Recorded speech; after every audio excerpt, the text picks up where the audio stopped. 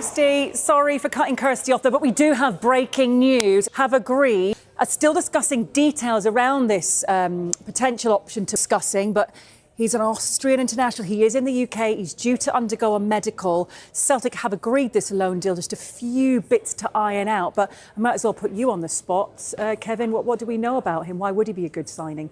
I think he could be. If you look at the guy that was at Salzburg and played in the Champions League, you thought, wow, this is a real rising star. And when he made the move, it looked like a coup at the time.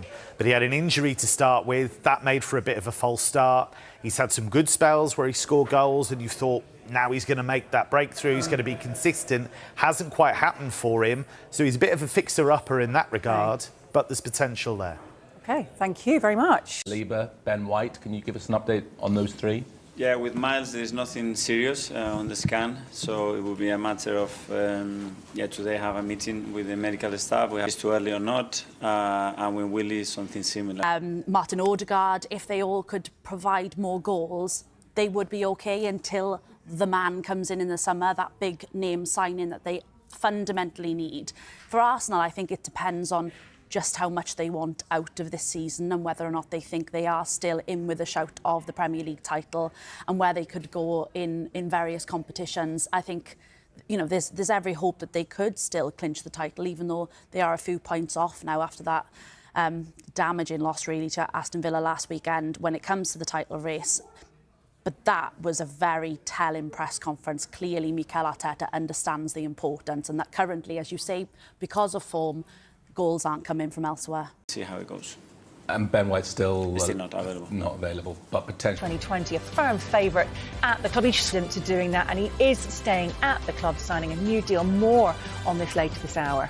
Mikel Arteta there talking live on Good Morning Transfers ahead of their game against Wolves. Feels like the most clear and direct we have heard Mikel Arteta on Arsenal's January transfer window and that much talked about search for a striker. Just worth reminding you, I think, exactly what he said there. If we can get the right player, we are actively looking. It is clear in this period that when they lost Saka and Jesus, ideally, we need some help. But he did say, caveat that with, we have to do what is right for the club. I think that the key word that stands out there from the quote from Arteta was, it is clear.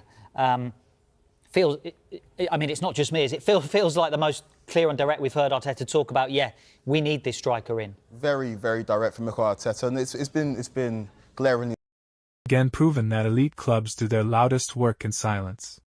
In the final days of the January transfer window, the Gunners stunned the football world after respected transfer expert Fabrizio Romano confirmed two surprise signings that had been kept completely under wraps.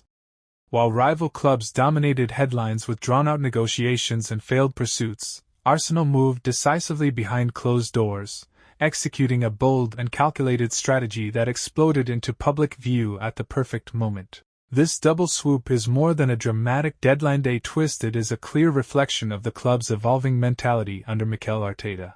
Minutes, and we do have our flaws. Like this obviously we've just won a massive game, but we have our problems and we have some injuries, and they have the squad depth for it. So I hope they drop points here and there, and they still face us at the Etihad. So that's a 6-point game basically. If we beat them, it's only a 3-point lead they have. So I think we're still in it. It's going to be difficult, but we're definitely still in it, yeah.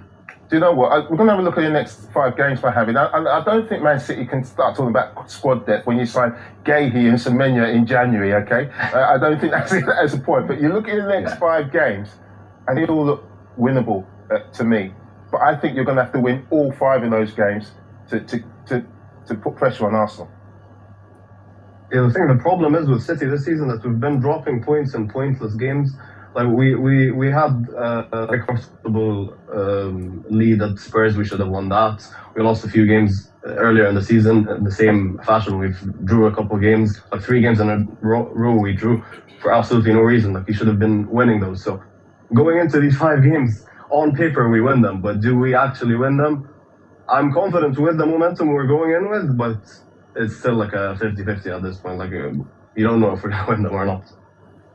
Yeah, that's fair. I think that's probably how most Premier League fans feel. Yeah. Fair points you made about Arsenal. I'm extremely happy that Mark Gahey can't play in the Carabao Cup final, because what an addition he's been. Why? Why can't he? That makes no sense. Why can